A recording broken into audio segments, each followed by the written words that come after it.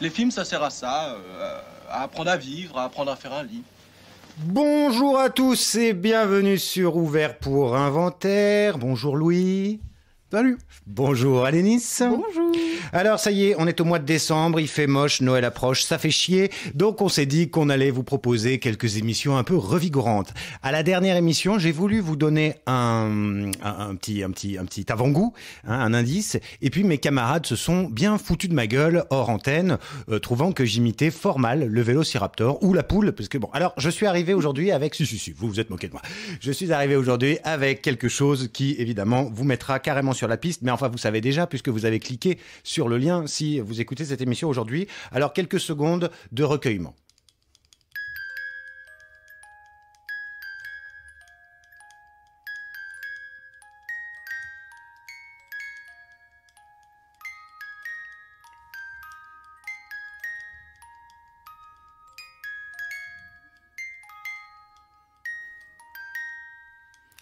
Vous aurez tous reconnu, bien évidemment, le thème musical le plus connu de l'histoire de l'humanité, détrônant ainsi Wagner et tous les autres, celui du seul et unique John Williams pour Jurassic Park. Et voilà, ce sera le sujet d'aujourd'hui, la trilogie Jurassic Park. Alors, chers amis, aujourd'hui, eh bien, j'attends que vous me disiez un petit peu, on va peut-être commencer par ça d'ailleurs, qu'est-ce que c'est pour vous Jurassic Park ? Qu'est-ce que ça fait dans vos petits cœurs de jeunes gens ? Alénis ? Moi, Jurassic Park, c'est avant tout un DVD que j'ai croisé plusieurs fois quand je devais avoir peut-être 7 ou 8 ans au vidéoclub et qui me terrifiait. Je me souviens l'avoir pris plusieurs fois, avoir regardé les images de l'autre côté du DVD, me dire « Oh, ça a l'air trop bien, mais ça a l'air de faire peur aussi !» Donc voilà, c'est vraiment, avant même le souvenir du film, j'ai vraiment le souvenir de déjà ce vidéoclub dans lequel je me rendais peut-être une fois par semaine ou une fois toutes les 2 semaines avec ma petite maman. Oh. Et le souvenir, voilà, à la fois de frayeur et d'envie de découvrir ce monde incroyable. Alors moi, j'ai jamais été une enfant particulièrement attirée par les dinosaures, mais je dois avouer que de les voir prendre vie... avec ces personnages très attachants, notamment pour le premier Jurassic Park. Ça a été un grand moment. Et d'ailleurs, j'ai noté, je vous en parlerai après, mes scènes préférées de plusieurs des Jurassic Park, donc 1, 2 et 3. Et en fait, c'est des scènes que j'adorais déjà au premier visionnage quand j'étais gamine. Donc ça fonctionne toujours autant sur moi. Voilà. Très bien, très bien. Louis ? C'est un petit peu pareil en fait. Moi, c'est pas un DVD, mais c'est un coffret DVD que m'avait offert ma grand-mère qui m'avait emmené faire du shopping. Et puis elle m'avait dit voilà, tu peux t'acheter un truc. Et j'avais choisi ce coffret rutilant, Jurassic Park qui brillait avec le logo en rouge qui reflétait la lumière et qui contenait les 3 premiers films plus un gros DVD bonus. Et donc j'associe Jurassic Park en termes de visionnage en fait à mon premier film d'horreur, puisque je pense qu'en fait c'est là, je le découvre, je pense que j'ai 9 ou 10 ans.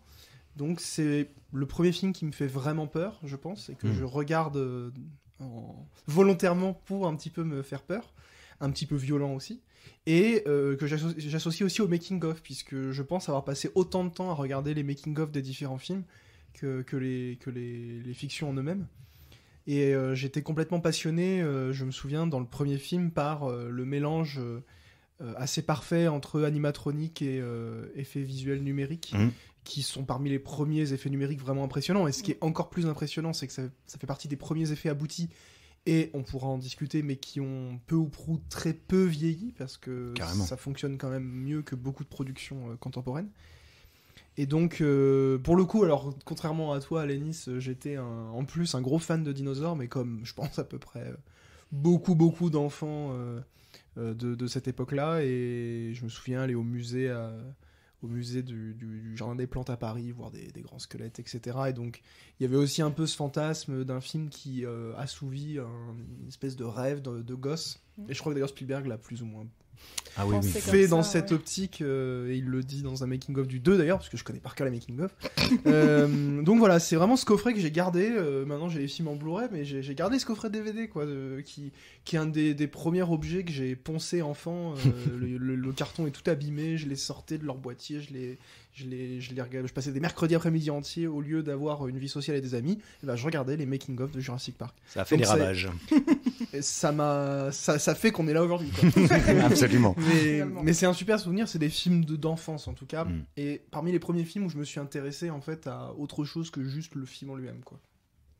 Et toi, Quentin? Oh bah moi, histoire vraiment de confirmer que je suis plus vieux que vous, c'est à peu près la même chose que toi Louis, mais sur VHS, enregistré avec la coupure pub de TF1, dont je connais donc les publicités par cœur, même si on pouvait les avancer quand même, mais c'est terrible.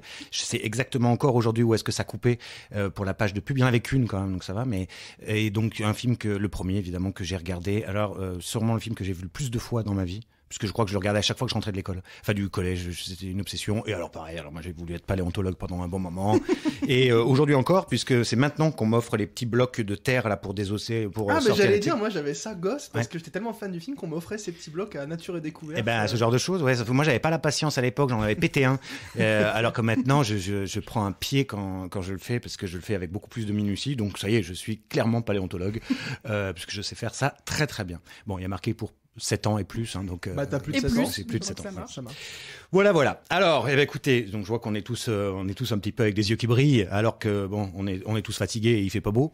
Petit rappel avant qu'on commence à parler véritablement des choses. Ce rappel est-ce nécessaire puisque nos auditeurs sont des gens sachants.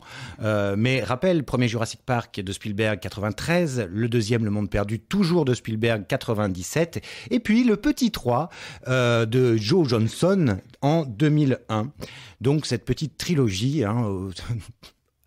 Humble sera ce qui va nous intéresser aujourd'hui. Alors je ne sais pas du tout par quel bout le prendre parce que évidemment à part dire qu'on aime, c'est quand même assez difficile de dire autre chose puisque moi ça fait plusieurs jours que je me dis Spielberg finalement, je crois que c'est probablement pas mon réalisateur préféré, mais c'est peut-être le plus grand réalisateur que la Terre n'ait jamais porté.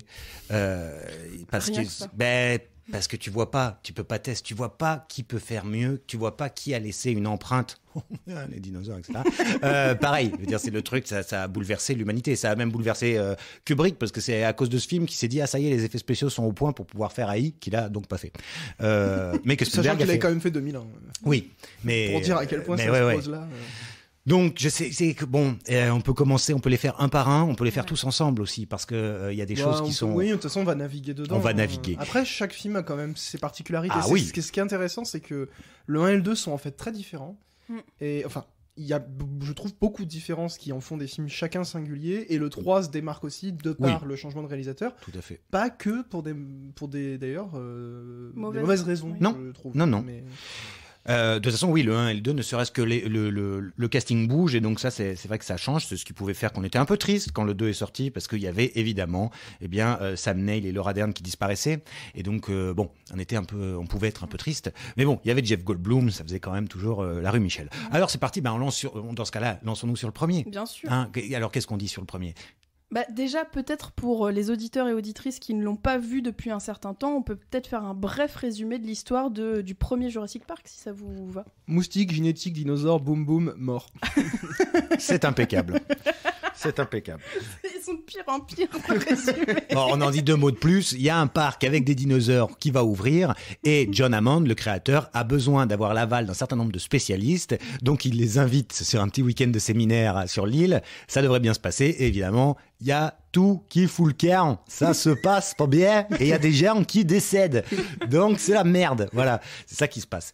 Mais À cause d'une tempête. à cause d'une tempête. Donc, c'est pas que de sa faute. Non, c'est pas que de sa faute. Mais un cela peu à dit, cause de Dennis Nedry aussi, quand même. Après, il invite quand même tous les experts pour checker que tout va bien. Une fois que tout est fini, tout installé, qu'il a construit un parc à plusieurs milliards de dollars Oui.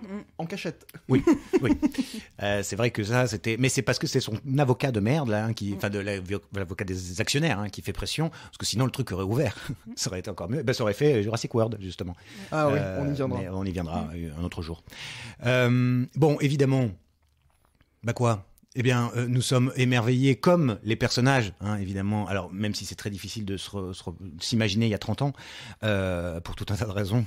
Mais évidemment, les grands yeux couvrent les personnages. Ce sont les grands yeux, par mimétisme, couvrent les spectateurs sur la première fois qu'on voit au cinéma des dinosaures aussi bien réussis. Ce que tu disais tout à l'heure, que ce soit grâce aux animatroniques de Stan Winston ou que ce soit les images de synthèse, où parfois on ne fait pas vraiment trop la différence. Hein, et c'est bouleversant. Et c'est pour ça qu'on le regarde et qu'aujourd'hui on le voit encore. Et que le truc n'a pas vieilli une seconde, quoi. Et qui se passe dans un cadre, disons, réaliste. C'est-à-dire que il y a une séquence qui est en fait peut-être une des plus importantes de la saga. Qui peut peut-être avec le recul paraître un peu lourdingue, etc. C'est la séquence de Monsieur Génétique, où en fait, au début du film, tout est construit pour faire monter la hype jusqu'à l'apparition des dinosaures. Pendant même un certain moment, comme les personnages, on a presque une espèce de doute, parce que John Hammond, qui est ce milliardaire qui a à la tête d'une entreprise qui fait de la génétique, pour le coup, il a un peu un côté vieux fou, rêveur, on se dit il y a peut-être une arnaque derrière tout ça, et les personnages disent oui, ça se trouve c'est des robots en fait, si ça se trouve tout ça c'est une arnaque, et il emmène les personnages dans une espèce de circuit balisé au sein des labos du parc, qui sera un circuit qui servira plus tard pour les visiteurs pour un petit peu rentrer dans les coulisses du parc, et là on a un petit film d'animation pédagogique, comme on peut les imaginer dans les écoles américaines ou à la télé, enfin un truc pour expliquer un fait scientifique, où on nous explique comment ils ont génétiquement pu redonner vie à des dinosaures à partir de sang de dinosaures retrouvés dans un moustique fossilisé et d'ADN de grenouille en gros. Et en fait, on y croit, mais dur comme fer. C'est-à-dire que quand on sort de ce truc, on a tous en tête les explications du film et l'impression de se dire ok, bah maintenant j'ai compris plein de trucs à la génétique. Et oui. Et en fait, on sort du film et même juste de la séquence, et souvent enfant. Moi, je me suis toujours dit, mais du coup, c'est possible. Pourquoi personne l'a fait? Exactement. On prend du sang de dinosaure, on prend l'ADN et bouffe bébé dinosaure. C'est plus ou moins ce que dit Monsieur Génétique. Tout à fait. Et je pense que la séquence est très importante parce qu'en fait, inconsciemment, même si on n'en fait pas grand cas au moment du visionnage, inconsciemment, ça nous conditionne tout le reste du film à croire en réalité encore plus, que tout ça en fait est génétiquement possible et que ces êtres sont faits de chair et de sang, parce qu'en fait on a même compris comment fonctionnait leur ADN, donc évidemment qu'ils sont vrais, ils ont un ADN qui existe. Et la séquence est quand même assez bien faite, et elle prend le temps de le faire. C'est aussi peut-être quelque chose qui différera par la suite dans les Jurassic Park, Jurassic World, et même dans le cinéma américain globalement. C'est le cinéma hollywoodien, qu'on s'entende bien, hein, les gros films. C'est que cette séquence elle est quand même longue, et on prend le temps en fait d'installer un élément qui permet à la crédulité du spectateur non seulement d'exister, mais aussi d'être renforcé. C'est qu'on n'a plus le choix que d'y croire dur comme fer quand le film après alors il faut reconnaître que c'est évidemment à Crichton qu'on doit ça, à ses romans, et parce que tout est ficelé remarquablement dans les romans, parce que pour le coup là en tout cas moi je les ai lus, parce que la dernière fois on a dit des trucs sur Dracula, moi je me suis fait défoncer parce que derrière on m'a dit mais pas du tout, c'est pas du tout fidèle le film au roman, mais vous êtes vraiment des gros cons. J'ai dit bah non mais t'as bien compris. Je me suis fait défoncer. Non mais sachant que c'est moi qui disais ça, donc t'as pris pour moi en plus. J'ai pris pour toi, tu vois, hein, c'est pas la première fois, j'en ai marre. Et donc là, effectivement, tout était hyper carré dans les romans, ce qui fait que Spielberg, enfin en tout cas pour la caution scientifique, il est tranquille avec Crichton. Alors, on dit pas que c'est vrai scientifiquement. Oui, mais non. On va pas se faire engueuler, parce qu'on va se faire engueuler par les littéraires, maintenant par les scientifiques. C'est juste qu'on y croit, que c'est bien fait, quoi. Bien sûr, c'est remarquable. Et c'est vrai que moi je me souviens gamin d'avoir vu un truc à la télé où il y avait des scientifiques qui venaient et puis qui m'avaient cassé, quoi. Ils avaient dit mais non, on peut pas faire ça. Ce jour-là, j'ai failli. Ça doit être ma première tentative de suicide, doit remonter à cet âge-là, parce que et moi vraiment. Haine de la science. Mais haine de la science. Qui c'était cette bonne femme qui nous disait que c'était pas possible? Et attends, le film, c'est de la merde. Mais donc c'est exactement ça. On nous ment depuis tant d'années. Mais ouais, alors Crichton, Spielberg maintenant. Mais attends, alors, Monsieur Génétique. En plus, c'est le mec qui a fait Urgence, donc merde, il se dérive toute sa vie. Il est médecin. Bon, qu'est-ce qu'il fait? Donc voilà. Bon, alors. Effectivement, il y a cette séquence qu'on adore et qui nous permet d'y croire. Et puis de toute façon, après, tout s'accélère parce qu'il y a cette entrée en matière qui est bon, Spielbergienne, voilà, de toute façon, tout est au cordeau, mais ça prend son temps pour tout. On voit quand même les brachiosaures, et puis ensuite, on va faire la pause. Il y a les vélociraptors qu'on entend, mais qu'on ne voit pas. On va manger, et puis ensuite, c'est plus tard qu'il va y avoir les grosses bêtes qui vont apparaître. Enfin, celles, évidemment, qui font plus peur. Parce que le début du parc, c'est quand même de la merde. C'est-à-dire que le dilophosaure apparaît pas, le T-Rex, dans un premier temps, apparaît pas, alors qu'il y a une chèvre qui l'attend. Et donc, Ian Malcolm, évidemment, il commence à faire des commentaires désobligeants. La fameuse réplique, auriez-vous par hasard projeté d'avoir des dinosaures dans votre parc à dinosaures? Je suis désolé, je suis obligé de la faire en VF parce que j'ai vu quand même le film 100 fois en VF et que 20 fois en VO. Donc voilà.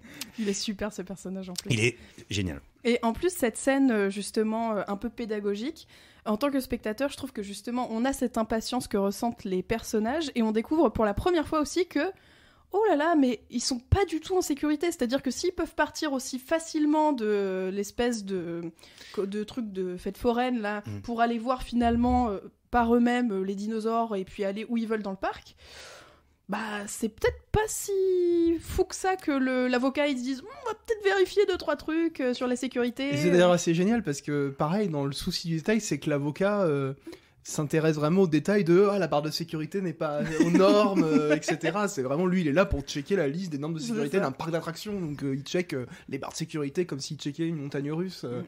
C'est un détail, mais ça fonctionne très bien aussi sur le cadre et quand on est petit, alors c'était mon cas en tout cas, je situais pas parfaitement qui était chaque personnage. Alan Grant, c'est le personnage principal, il est paléontologue, on comprend bien son statut. L'avocat, je comprenais pas trop quel était son vrai rôle, et en fait quand on le revoit adulte, on se dit que c'est finalement assez malin parce que cette espèce de casting casting de personnages que dresse Spielberg, qui est celui qui a dressé aussi John Hammond parce qu'il a ramené des gens qui présentent un intérêt pour lui, un intérêt légal, un intérêt même un peu publicitaire quelque part, parce que Ian Malcolm, c'est un peu la caution médiatique, disons. Oui, c'est ça. Ça marche super bien parce qu'en fait, ça crée une espèce de pluralité des regards qui donne dans le film cette espèce de super alchimie entre des personnages hyper différents et qui donne des répliques mythiques. Et alors, pour le coup, c'est vrai qu'Ian Malcolm est pas du tout présenté comme un personnage principal dans le film. Pourtant, on s'en souvient parce que le personnage est drôle et parce que c'est Jeff Goldblum qui est charismatique à souhait. C'est clair. Mais tout ça pour dire que le casting est chouette, quoi. Ah oui. Et on a déjà les prémices de... en fait, qu'est-ce qui va foutre la merde fondamentalement? Ça reste les hommes orgueilleux qui veulent plus d'argent ou plus de pouvoir, ce qui va être à peu près le même pitch dans les autres films, avec cette espèce de... Enfin, cet employé qui... J'ai cru comprendre que c'était le fils du docteur... Enfin, du savant, mais peut-être que je me plante. En tout cas, c'est un employé de Jurassic Park qui décide d'aller voler de l'ADN, des échantillons ADN. Des échantillons pour pouvoir le vendre à je ne sais plus qui. Et donc, c'est aussi lui qui fout la merde parce qu'il faut qu'il puisse sortir du parc et pour ça, il faut qu'il désenclenche quelques systèmes de sécurité. Et ça tombe en pleine tempête. Donc, ça fait vraiment idée de merde sur situation de merde. Ça. Donc, ça donne... Alors le personnage de Dennis Nedry est très important parce que c'est celui qu'on voit donc quelque part là où il y a de la musique, des îles et tout, en train de bouffer, puisqu'il est énorme, donc il bouffe forcément. Et c'est ce que le film montre, je veux dire, parce qu'il mange comme un porc. Mais avec qui est-ce qu'il fait ce contrat pour avoir de l'argent? Parce qu'en fait, il est ruiné, Dennis Nedry. On comprend par une discussion avec John Hammond qu'il n'est pas assez payé, mais surtout qu'il a dû claquer son fric en jeu ou on ne sait pas trop quoi, et que John Hammond a beau le payer, l'autre est en train de réclamer toujours des augmentations. John Hammond ne veut pas, donc il vend ses services à quelqu'un d'autre et à Dodson. Et Dodson, c'est celui qui... Dodson est là. Dodson est parmi nous, Dodson est là. Tout le monde s'en fout. fout. C'est celui qui réapparaît dans Jurassic World 3 pour boucler la boucle. Et oui, donc on aura l'occasion d'en parler une prochaine fois. Mais c'est un personnage extrêmement important parce que c'est celui qui veut en fait voler les secrets industriels, on dirait aujourd'hui, de InGen, enfin de ce qu'on appellera InGen à partir de du 2. Donc cette boîte de génétique, pour créer son propre parc. Son propre bordel, quoi, en tout cas. Ah, c'est celui qui ressemble un peu à Elon Musk. Ah bah ouais, carrément. Ah ouais. Bien sûr. Et cet arc narratif est d'autant... En fait, c'est presque le plus important du film, parce que pour rester, petite parenthèse sur les suites, à la base, Jurassic Park 2 devait en fait consister à dépêcher une équipe sur le parc pour retrouver l'espèce de... Alors en plus, un objet qui était du mythique, c'est une fausse bonbonne de mousse à raser qui se dévisse et qui est réfrigérée, dans laquelle il peut stocker les les échantillons Oui. Et génétiques. qu'on revoit, exact. Et ouais. qui tombe en fait dans la nature lorsqu'il se fait attaquer. Il y a une scène où il se fait attaquer, où il meurt, etc. Et ce truc se part dans la boue. Et Spielberg explique dans un making-of qu'il avait vraiment bien pris soin de filmer cette bonbonne qui tombe dans l'eau et qui s'échappe, enfin qui disparaît, parce qu'il se disait s'il devait y avoir une suite, ce serait certainement une suite autour de cet objet hyper important. On se dit mais il y a de l'ADN de dino dans la nature, il faut absolument qu'une équipe aille les chercher. Finalement ce sera pas la suite, même si c'est pas complètement en dehors de cette idée de retourner sur l'île pour essayer de gérer d'éventuels dangers par rapport aux accidents qu'il y a dans le premier film, mais c'est vraiment hyper important et je parle d'arc narratif parce qu'en fait le film est quand même assez dense, il y a beaucoup d'intrigues secondaires qui s'entremêlent et une nouvelle fois l'écriture, alors c'est très entre guillemets Spielbergien, hollywoodien, etc. Il y a peut-être des choses qui je pense que si on découvre le film en tant qu'adulte aujourd'hui, il y a quand même des choses peut-être qui peuvent sembler un peu éculées, mais quand on le voit enfant, etc., il y a une espèce de perfection en fait. Et du coup, moi qui suis contaminé par mon regard d'enfant, je continue à trouver le scénar quand même. Tu parlais de Cordo, quoi, tout est ficelé à la perfection, tout s'emboîte bien, tout glisse bien, c'est hyper efficace pour le coup. Oui. Et oui, cette bonbonne de mousse à raser, en fait, disparaît après il n'y a plus rien, jusque dans le tout dernier là, de cette année, où elle réapparaît comme un vestige, quoi, une relique quasiment. Elle est dans un musée, quoi. Dans un musée, elle est muséifiée. Mais c'est vrai qu'en fait, je savais pas là pour que Spielberg avait pensé en repartir là-dessus, parce que oui, elle disparaît. Alors bon, ils s'en foutent parce qu'ils ont encore des dinosaures, et c'est justement le sujet du 2, le sujet du 3, avec parfois des trucs finalement pas hyper intéressant, mais la question de l'île 1, enfin l'île A, l'île B, bon, on s'y perd un peu au bout d'un moment, mais bon, de toute façon, il y a des îles avec des dinosaures, et éventuellement même des dinosaures qui arrivent sur la terre ferme, enfin, c'est le cas du monde perdu, dont on va peut-être parler, même si j'imagine on sera obligé de reparler de Jurassic Park, parce qu'on n'a presque rien dit, mais parce que bon, il y a aussi tellement de choses qui ont déjà été dites, que le making-of, c'est une perle, parce que c'est un vrai making-of pour le coup, pas de la saloperie comme ils font maintenant. On a l'impression que ça a pris à peu près 9 ans de faire ce film, tellement ils ont commencé à faire des choses, puis arrêté, puis mis des mecs au chômage, parce que finalement, c'était plus avec cette technique-là qu'on allait animer les... Enfin bon, c'est un truc de malade.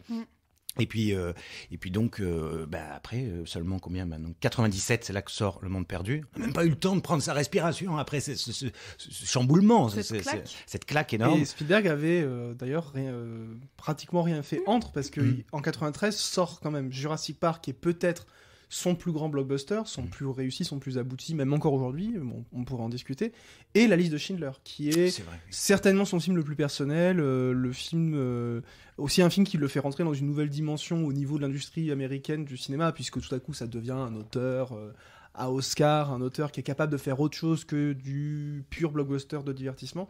Donc 93, c'est une grosse année pour lui. Et 97, il avait envie il le dit en interview, il avait envie de revenir à quelque chose où il avait envie de s'amuser. Et il le dit d'ailleurs, il s'était beaucoup amusé sur Jurassic Park. Alors, beaucoup amusé pour Spielberg, c'est-à-dire que il y a, à mon avis, que lui qui est capable de s'amuser sur une telle production. Mais du coup, voilà, il revient sur Jurassic Park 2, donc qui s'appelle Le Monde Perdu Jurassic Park, qui adapte un autre roman de Crichton, qui est lui-même en fait plus ou moins inspiré plutôt du roman de Conan Doyle, Le Monde Perdu. C'est pour ça qu'il en reprend le nom.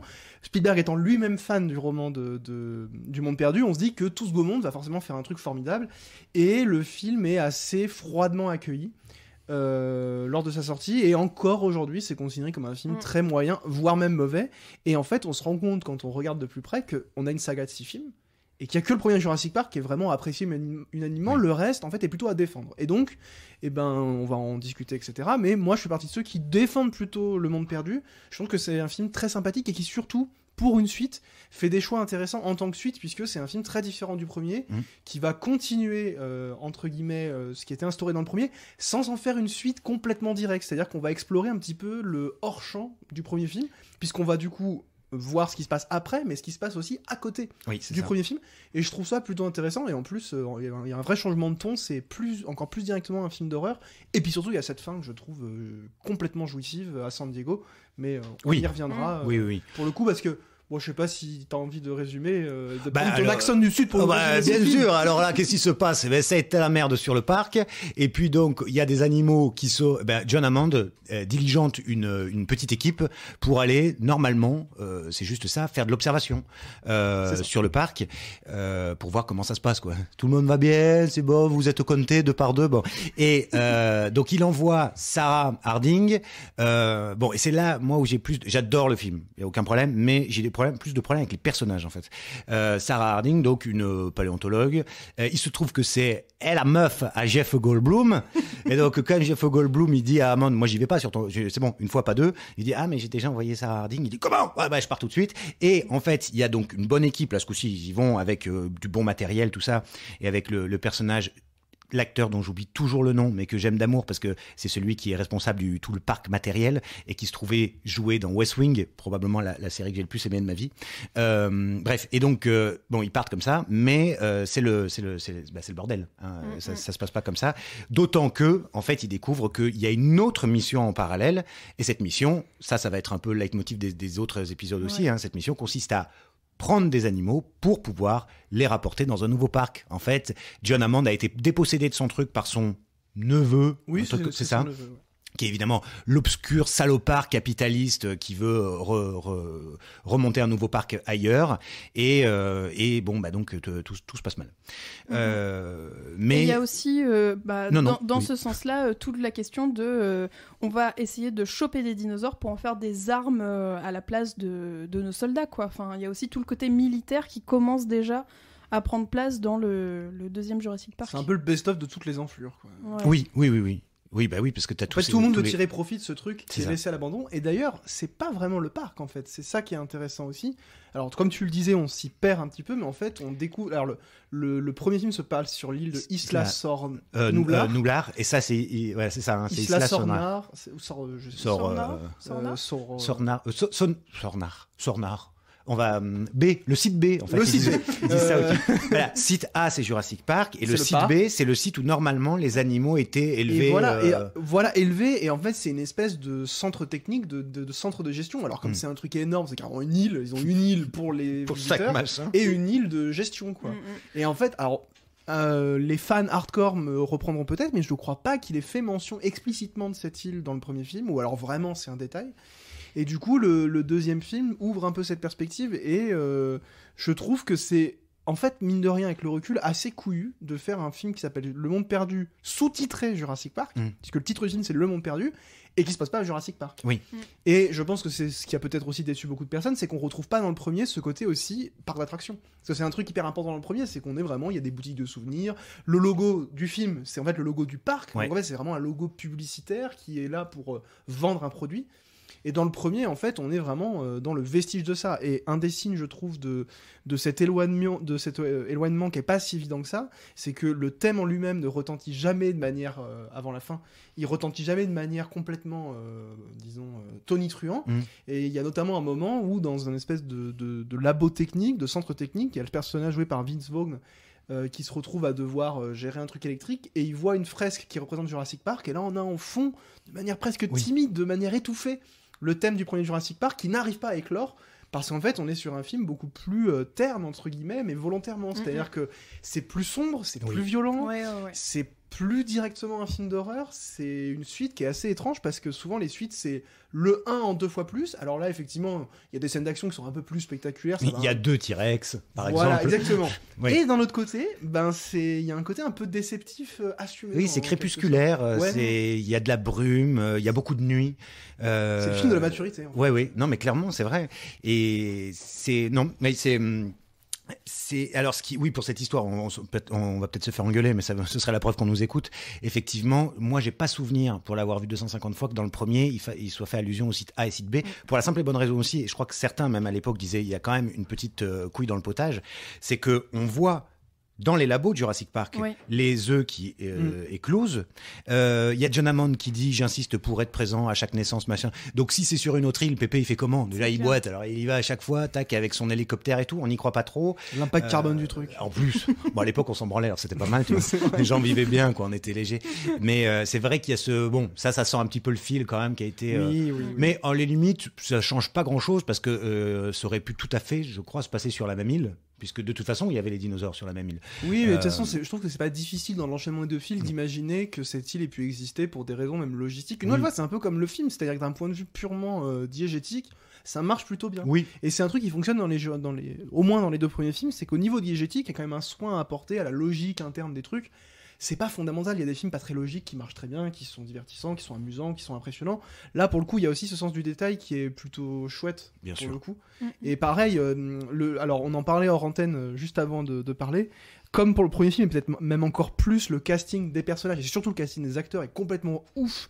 Enfin, on a quand même Jeff Goldblum, Julianne Moore, Richard Attenborough qui revient Oui. une dernière fois pour son rôle de John Hammond. On a Peter Stormare Ah oui, qui est génial, qui était le méchant de Fargo. bien sûr, et qui tourne dans plein de Spielberg. Et qui est le méchant, enfin l'espèce de mec cynique qui parle assez taiseux, qui parle peu. Et Vince Vaughn, c'est une espèce de casting des années 90, quoi. Mais et il les nous manque personnages quand marchent même bien. Sam Neill et sa comparse. Bah, en fait, moi, une nouvelle fois, peut-être que c'était parce que j'étais enfant, mais le fait de pouvoir me rattacher, que ce qui me rattache les deux films en tant que spectateur au niveau des personnages qui ont vécu le traumatisme et la violence du premier film, c'est Jeff Goldblum. Moi, ça marchait bien et assez vite, je trouve qu'on se détache des deux premiers parce que aussi, comme le film est assez différent en termes de ton, ça s'accorde même plutôt assez bien justement au cynisme et au côté grinçant de Ian Malcolm, où en fait, après la rêverie du premier film qui a échoué, il n'y a plus de place pour ça en fait. Il n'y a plus de place pour l'espoir de voir des dinosaures positivement. Et c'est pour ça d'ailleurs que le projet d'un nouveau parc aux États-Unis est immédiatement montré comme un projet cynique. Et un projet complètement absurde. Alors que dans le premier, dès le début, on va se dire, mais quelle idée de merde, enfin tout le monde va mourir, c'est obligé. Je veux dire, c'est des bêtes avec lesquelles on n'a jamais cohabité, c'est des monstres géants de 15 mètres, on n'arrive déjà même pas forcément à gérer comme il faut des tigres dans un zoo. Comment on va faire avec des dinosaures ? Là, dans le 2, c'est tout de suite montré comme un truc où ça va partir dans tous les sens, parce que, bon, vu qu'on a vu le premier film, on s'y attend. Oui. Et aussi parce qu'il y a moins de rêves, c'est aussi pour ça que le film est plus sombre, etc. Et je trouve que pour une suite, c'est pas si évident que ça, et ça la rend assez c'est intéressante, audacieux. de Oui, ce oui. point de vue-là. C'est audacieux. Alors après, ce que je disais tout à l'heure sur les personnages, c'est le côté, justement, Jeff Bloom... qui est Jeff Bloom ? Il doit exister quelque part, en Israël, certainement. De James Blunt. Oui, c'est ça. Goldblum qui est... peut-être un petit peu trop, justement, le mec, ouais, c'est bon, on me l'a fait plus, j'ai déjà vu. Il y a un truc qui... Dans le premier, il y avait ce côté rockstar qui était marrant, rockstar du chaos. Dans le deuxième, je sais pas, son personnage, il a été un petit peu déplacé. À la fois, il a sa gamine, donc il est très paternel, et puis en même temps, il a ce côté cynique, qui est, cela dit, qui est un reste, en fait, parce que dans les Words, il est toujours un peu ambivalent, ce personnage. On sait jamais, finalement, si c'est pas une petite salope qui profite un peu des trucs quand il va écrire des bouquins, quand même, et en même temps, quelqu'un qui est là pour dire non, il faut pas le faire. Enfin, c'est pas un pur comme Sam Neill, quoi. Enfin, comme Grant. C'est aussi ce qui devient le personnage principal. Oui. Et donc forcément, il faut l'arrondir. Tu peux pas avoir un personnage principal. Il y a Malcolm dans le premier, il marche parce qu'il est plus ou moins secondaire, même si on s'attache à lui. Du coup, c'est un peu c'est une caution comique quasiment. En fait. Oui, c'est dans le Alors premier, dans le premier, tu peux pas faire un film entier avec comme personnage principal un type qui est quand même au fond un peu détestable. Oui, c'est même ça. si en fait tu t'aimes le détester. Là, en plus c'est un film de Spielberg, donc chez Spielberg, le personnage principal, tu dois l'aimer tout court. Donc par exemple, toute cette relation avec cette fille, enfin il a une fille. Dans le premier, t'aurais pas pu l'imaginer. Non. Après, bon, c'est pas, ça fonctionne, mais c'est vrai que ça ramollit un peu le personnage. Oui. Je suis d'accord. Ouais, moi j'aime pas trop le 2, hein, je l'avoue. Je trouve que ce qui fonctionne super bien dans le premier, c'est vraiment ce mélange que je trouve assez parfait entre les scènes d'action, les scènes terrifiantes et le côté grotesque humoristique. Et je trouve que ça marche, c'est hyper équilibré. Et c'est peut-être justement le fait que ce soit beaucoup plus sombre, crépusculaire, et qu'il y ait l'arrivée donc du thème, on va dire, des militaires qui débarquent. Du braconnage, même. Ouais, voilà, la c'est ça. chasse. Qui me bloque un peu. Et puis c'est vrai que Jurassic Park, moi, dans mon imaginaire, ça reste des couleurs magnifiques. Et là, c'est très sombre, c'est très bleuté, c'est très... voilà. Et je trouve qu'ils essayent de retrouver un peu cet équilibre entre justement scènes d'action, un peu d'humour, mais que c'est très maladroit. Moi, je trouve que ça a pas très bien fonctionné sur moi. Et je trouve que par rapport au 1, on se fout un peu des personnages. C'est-à-dire qu'il leur arrive quelque chose ou pas. Les méchants, on sait que la plupart, ils vont crever. Et il meurt de manière assez cruelle d'ailleurs. Ouais. C'est presque malaisant. À part, je trouve, pour justement, je crois celui dont tu parlais, mais Peter Stormare. Ouais, ça doit être lui. Qui se fait parler par les Compsognathus. petites. Mais lui, on a de la peine pour lui quand même. Parce que même lui, c'est une crapule, mais il a l'air d'en chier quand même. Personne mérite de mourir comme ça. Quoi. Ouais. C'est un peu le côté. C'est ce qui se passe aussi dans le 1 avec le mec qui essaye de s'enfuir et qui a le dinosaure là qui lui jette de. Oui. Et même l'avocat qui meurt sur les toilettes de manière hyper indigne, alors que on l'aime pas trop, mais enfin bon. Mais il y a des morts injustes, notamment donc l'acteur celui qui est responsable du matériel et des 4x4 et tout ça là, qui est gentil. Sa mort est beaucoup trop brutale. Ça c'est terrible. Dans le 2, tu sais, il doit sauver tout le monde. Il tire avec son 4x4 l'énorme machin. Et c'est Richard Schiff, c'est ça. C'est ça. Oui.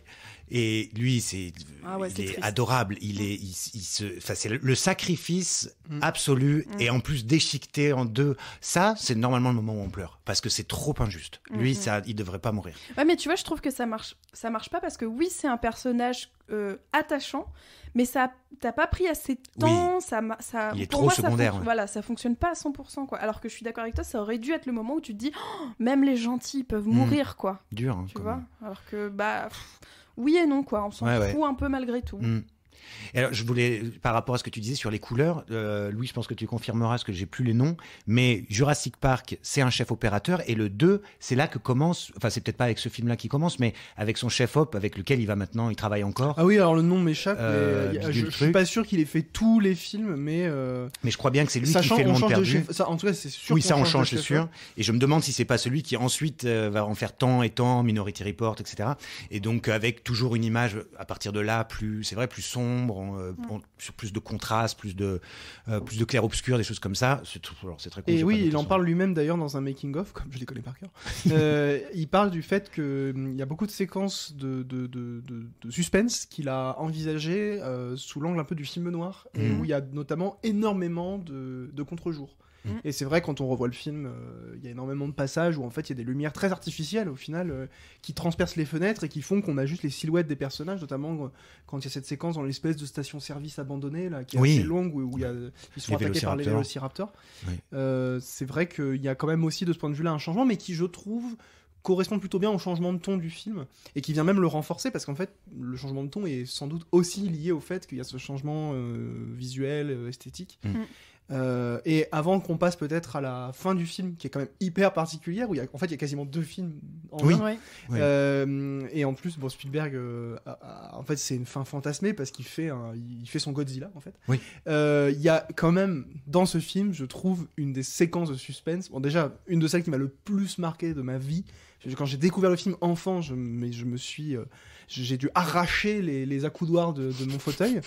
Et peut-être une des meilleures séquences de suspense de la carrière de Spielberg, c'est celle de l'attaque de la caravane, où on a Julianne Moore qui se retrouve collée à cette vitre qui pend dans le vide, puisqu'en fait ils y vont avec une grosse caravane pleine de matos. La caravane est poussée par les T-Rex et la caravane est en 2 parties, et il y a une des 2 parties qui tombe au bord du gouffre. L'ensemble du véhicule est retenu par la première caravane qui reste au sol, et donc on a une des 2 parties qui pendouille dans le vide, et au fond de cette caravane il y a une grande vitre qui normalement est à la... Paye ton matos d'ailleurs, parce que le truc qui pète comme ça quand même, tu te dis vraiment, il pourrait avoir... La vitre est assez fine. Ouais, il pourrait avoir du verre blindé, je sais pas. Et en fait, elle tombe du coup au fond elle tombe contre cette vitre qui se retrouve à la verticale, et elle se met à craquer. Et le son est hyper exagéré. Et la radio c'est un talkie-walkie, c'est ça, qui est prêt à tomber. Qui va tomber. Vraiment, elle pose sa main pour se relever, et on voit des craquelures apparaître, la glace est en train de se fissurer, et surtout le bruit, tu l'as fait, est hyper accentué. Et alors, enfant, ça m'avait marqué, et quand je l'ai revu, je me suis rendu compte, quand elle s'est finie, j'ai fait ah oui, quand même, j'ai un peu sué. J'étais un peu en sueur. C'est vraiment elle terrifiant. est quand même assez impressionnante. Et le pire, c'est qu'elle boucle ils sont sauvés par les militaires.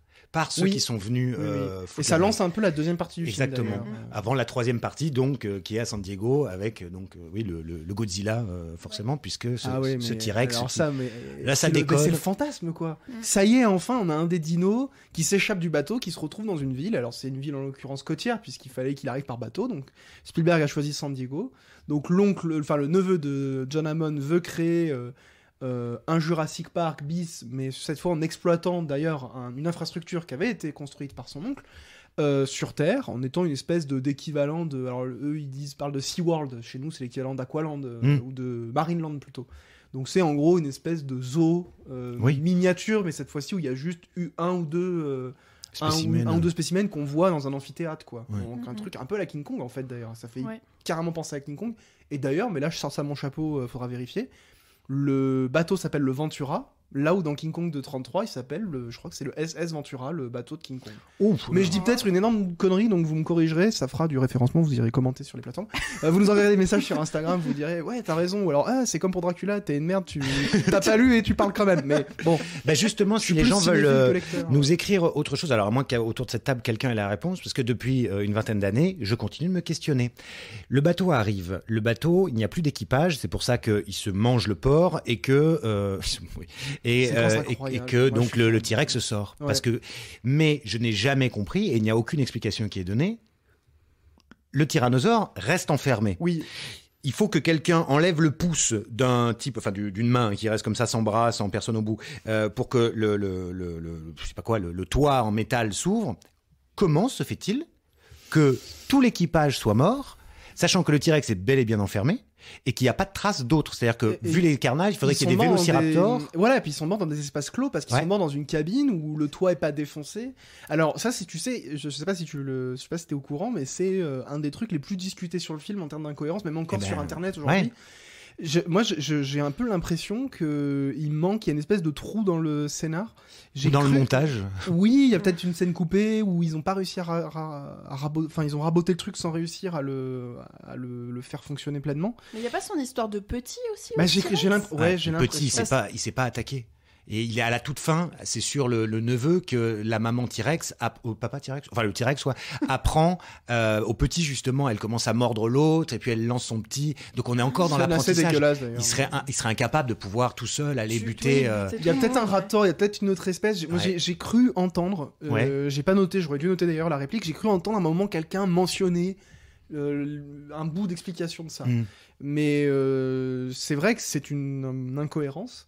Cela dit, moi, il m'a fallu des années pour me rendre compte. Quand j'étais enfant, c'était... il y a une main coupée déjà, moi, ça me fait flipper.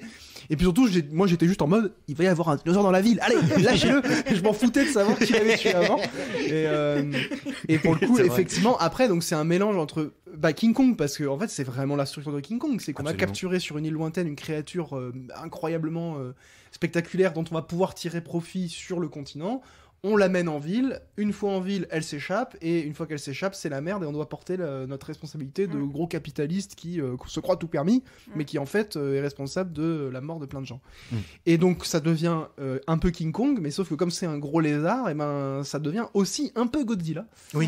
Et il y a des images de Spielberg en train de tourner ça, où il est lui-même en train de dire... alors, d'ailleurs, chose intéressante, ils ont eu l'idée très tard, ils ont eu même l'idée au dernier moment, en fait, de ce passage-là, qui du coup, alors maintenant je prends des pincettes, a priori serait peut-être pas dans le roman de Crichton, je ne l'ai pas lu, ce n'est pas une adaptation pleinement fidèle, ou en tout cas je n'ai pas ces informations, je vous prie de m'excuser pour Dracula, j'irai lire le roman pendant les vacances de Noël, au bord de la cheminée. Moi aussi.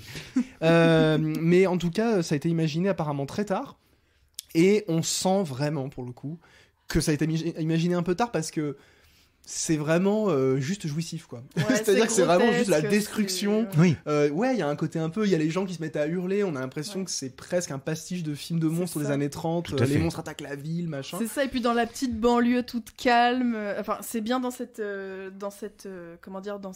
film-là où justement il y a la grande maison avec la piscine et voilà, exactement. Le chien, le machin, le petit qui va voir ses parents en disant qu'il y a un dinosaure, ses parents qui disent mais c'est parce que tu lui donnes trop de sucre le soir, putain merde, tu vois bien qu'il fais des cauchemars, tu fais chier.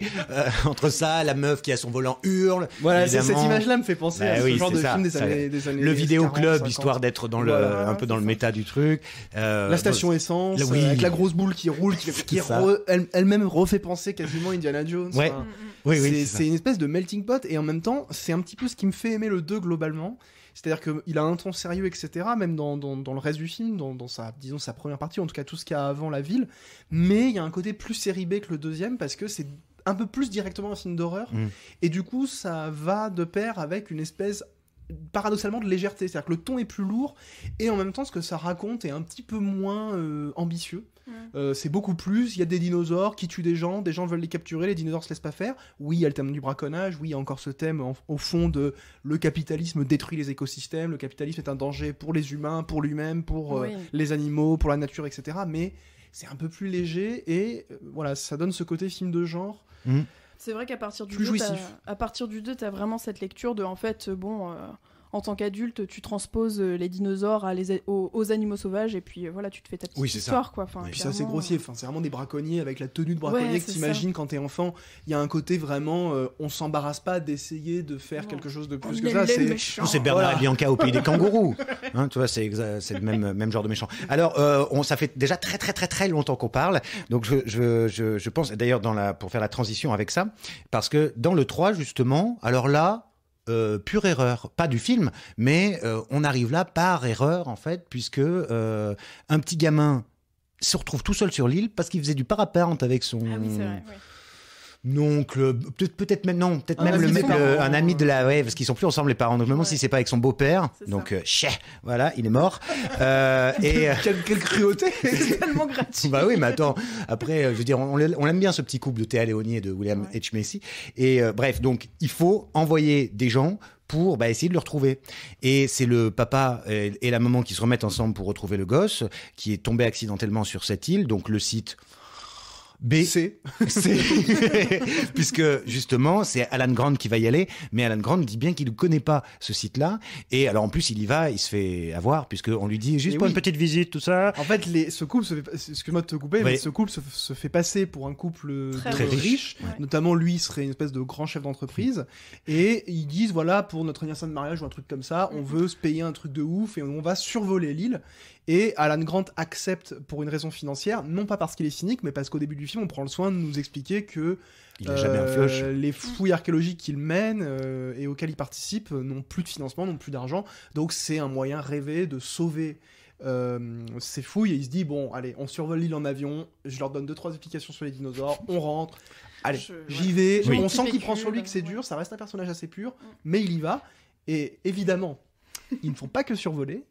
Il se fait assommer, il se réveille, l'avion est posé, et il est sur l'île, et là il se dit, c'est une très mauvaise idée, et donc il découvre que ce couple n'est pas du tout riche, et donc effectivement qu'ils sont venus là pour sauver leur gosse, et qu'ils pensaient que quelqu'un qui connaissait Jurassic Park pourrait les aider, et lui il est en mode, mais je suis jamais venu là, je peux pas Et moi j'avoue que j'adore ce pitch. Moi je me suis 100% fait avoir en plus. Pour moi, j'ai noté dans mes notes les Kirby, donc les très riches qui souhaitent évidemment aller visiter la Lune et l'île des dinos avec beaucoup de cynisme, et après... Oui, à un moment ils disent on a pris notre billet pour aller sur la Lune. C'est vrai, histoire vraiment de faire croire qu'ils sont. Moi j'étais à fond, je fais putain, ils nous refont encore le coup des gros riches qui vont casser Bezos les pieds, et voilà, compagnie. c'est ça. Et puis en fait, pas du tout. Ils ont pour le coup une quête assez louable, puisqu'ils veulent juste retrouver leur enfant. Ils ont menti de manière quand même, voilà. Oui, ils mettent des gens en danger, mais c'est vrai qu'ils ont une dynamique assez intéressante. Alors pour le coup, à la fin, la résolution, ils seraient en couple, machin, mais c'est vrai que c'est un couple. Enfin, je trouve que la dynamique fonctionne bien entre les deux, et que ça sonne assez vrai une nouvelle fois. On y croit plutôt, quoi. Mais il sait bien faire, Spielberg, avec ses couples de la classe moyenne, parce que ce pauvre gars, il en devient tellement attachant. Il a une entreprise de nettoyage, un truc comme ça. Mais en fait, c'est marrant parce que c'est le mec de Fargo. Ben oui, c'est le mec de Fargo. C'est fou parce que c'est mais encore il est parfait, lui, en fait. cet acteur. Il fait un plan de merde qui fout tout le monde dans la merde. Mais voilà, ça part. Non, dans Fargo, ça part pas vraiment d'une bonne intention. Mais non. Il veut du fric en faisant enlever sa femme et tout déconne. Là, il veut juste sauver son fils, mais il est touchant. Et ils viennent avec quand même leur mec avec les gros fusils. Qui bilan dégage très vite, ils se font bouffer par un nouveau dinosaure quand même, parce qu'il y a toujours la surenchère au niveau des dinosaures au moins. Alors là, on a celui-ci, comment il s'appelle le d'ailleurs? Spinosaure. Oui, le Spinosaure. Voilà. Et alors, quand j'étais gosse, il y avait un magazine pour enfants, genre Okapi, un truc du genre, qui parlait du film. Il y avait des images du tournage et notamment des images de l'animatronique du Spinosaure. Et alors, quand j'étais enfant, le marketing avait marché à donf sur moi parce que j'étais en mode il est encore plus gros qu'un T-Rex, je veux voir ce film. Et un truc qui est quand même assez formidable, c'est qu'on est en 2003, si je dis pas de bêtises. 2001. 2001, oui. Donc en 2001, le numérique commence quand même à prendre pas mal le pas. Et en fait, j'ai presque l'impression que c'est le film dans lequel on a le plus d'animatroniques, où on voit le plus les animatroniques en plein jour. Notamment la première attaque du Spinosaure, c'est vraiment... on voit l'animatronique en pleine journée, alors que dans les autres, c'était souvent sous la pluie avec beaucoup d'obscurité pour essayer de dissimuler entre guillemets le truc. Et alors, moi je trouvais ça mais vraiment parfait. J'ai complètement été happé par ça et surtout impressionné. Et là, c'était mon œil de gosse. Après, c'est un peu furtif. C'est l'attaque, hein, c'est ça, au moment où l'avion va redécoller.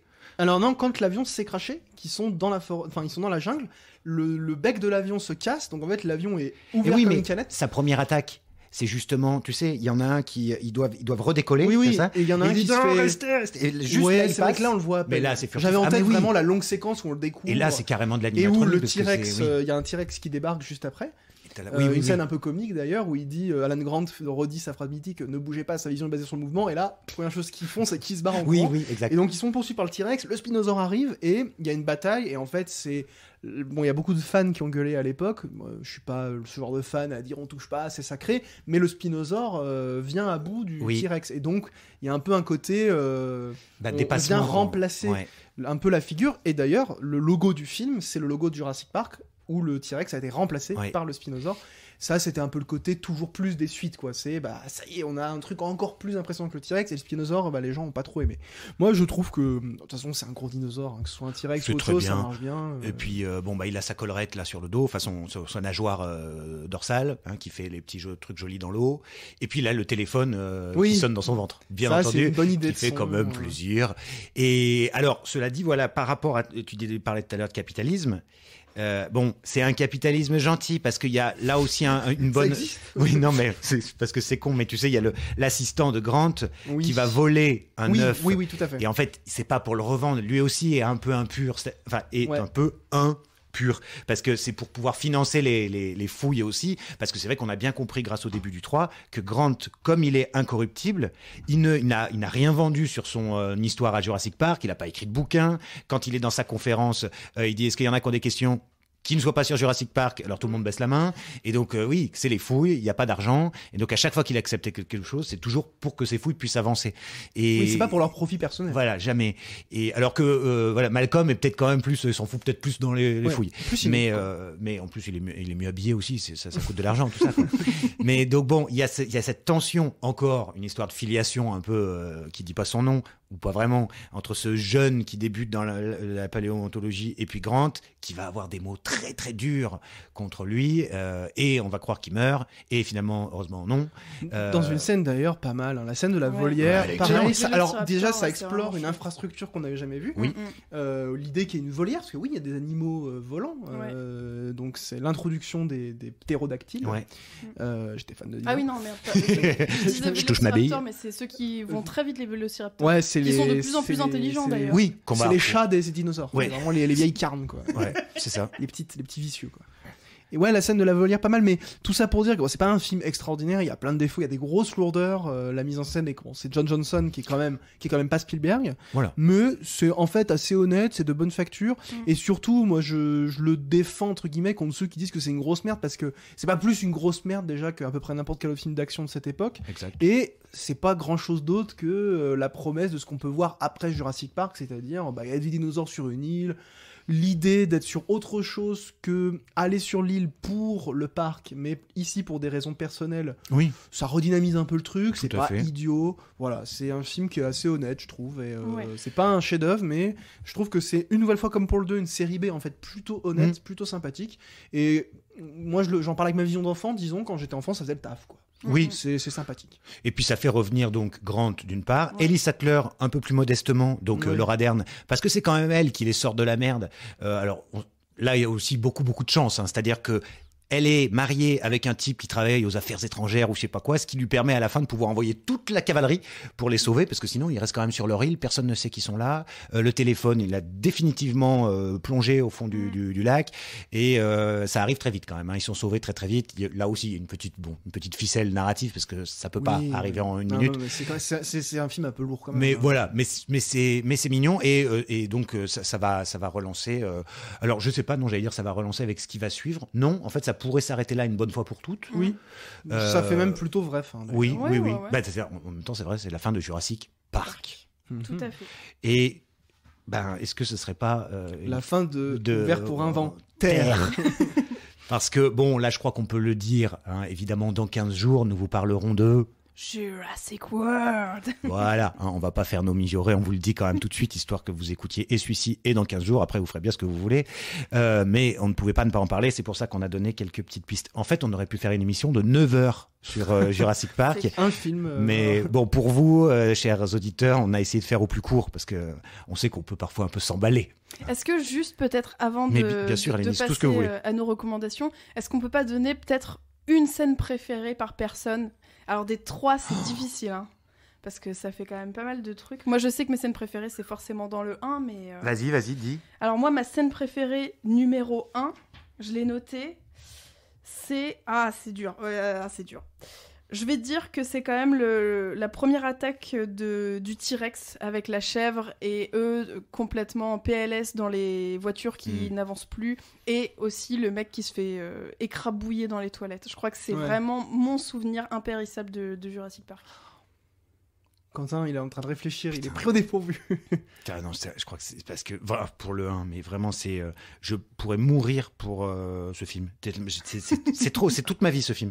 Donc je pourrais dire une scène où il y a Robert Muldoon, le chasseur, enfin celui qui s'occupe un peu de la sûreté du parc, parce que j'adore ce personnage, je l'adore. Il meurt et l'acteur il est mort aussi, hyper jeune. Non, franchement je peux pas. Tout parce que je jetterai pas un gramme du premier. Bah pour changer, ma vraie scène préférée serait sans doute dans le premier, mais pour le coup la scène qui m'a peut-être le plus marqué, c'est celle de la caravane quand j'étais petit. Vraiment le suspense, etc. Je me souviens vraiment que je crois qu'à l'époque j'avais jamais ressenti une telle tension face à un film. J'avais 10 ans, hein, donc.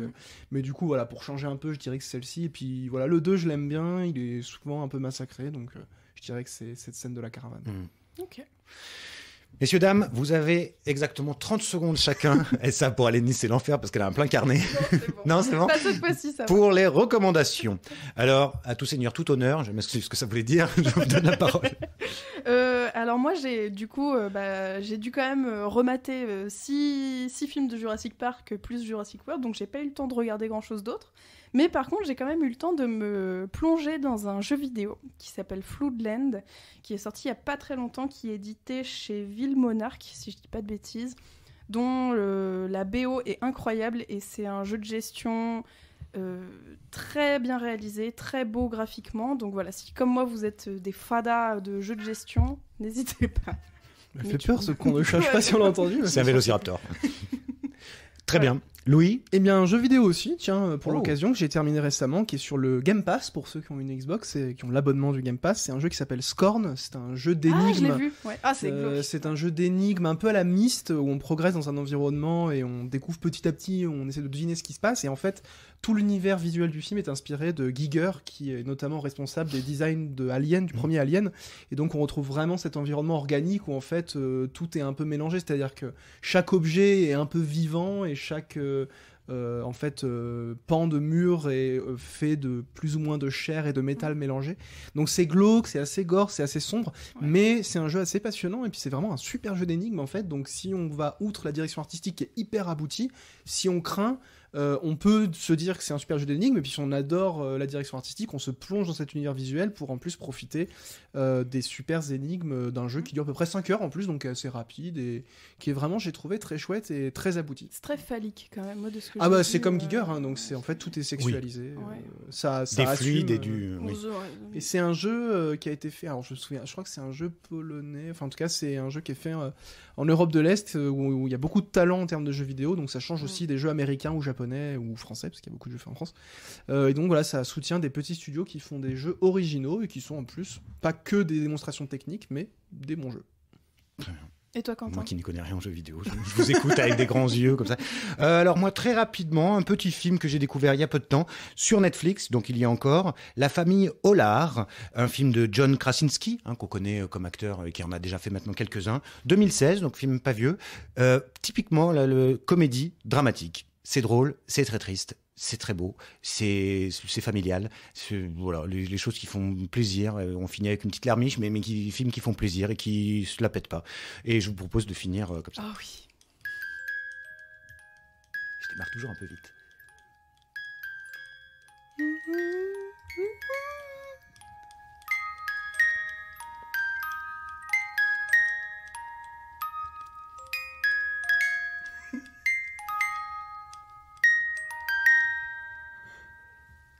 Allez, à dans 15 jours.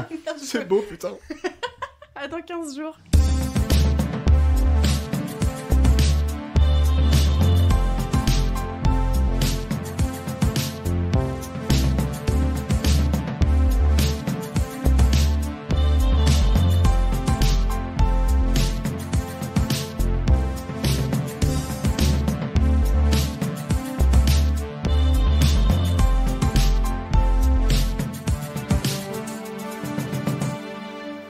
Les films, ça sert à ça, à apprendre à vivre, à apprendre à faire un lit.